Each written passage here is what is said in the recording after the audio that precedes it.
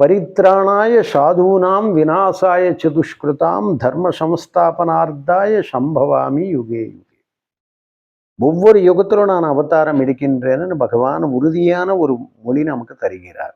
ஏன் உறுதியான மொழி தருகிறார் என்றால், அம்ச அவதாரங்களாகவோ பூர்ணாவதாரங்களாகவோ, தசாவதாரங்கள் நம்ம பார்த்தால் நமக்கு மச்ச அவதாரத்தில் ஆரம்பித்து நம்ம கல்கி அவதாரம் வரை இருக்கின்ற 10 அவதாரங்கள் பூர்ணாவதாரங்களாக வருகின்றது. ஒவ்வொரு சமயம் நம்ம பூர்ணாவதாரம் எல்லா சமயத்திலும் நம்ம எடுக்க முடியாது இல்லையா? அதனால தான் அம்சாவதாரங்களாக வருகிறார்.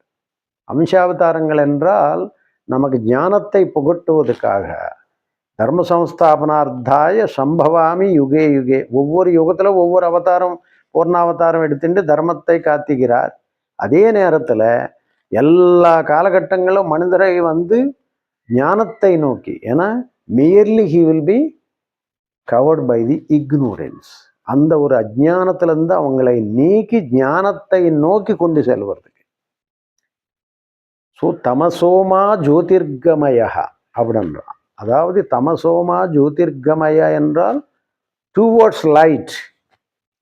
அப்போ நம்ம எங்க இருக்கிறோம் அப்படின்னா, நம்ம ஒரு டார்க் ஏஜில் இருக்கிறதுனால இந்த டுவர்ட்ஸ் லைட் நம்மளை கொண்டு போறாரு. அதனால தான் தமசோமா ஜோதிர்கமயா அப்படின்னு சொல்றான். அப்போ அந்த ஒரு வெளிச்சத்தை தரத்துக்கு நமக்கு ஞானம் வேணும் இல்லையா? அதனால தான் அம்சாவதாரங்களாக தோன்றி மனித குலத்தை அந்த வெளிச்சத்தை நோக்கி கொண்டு செல்கிறார். அதுதான் அதனுடைய பொருள்.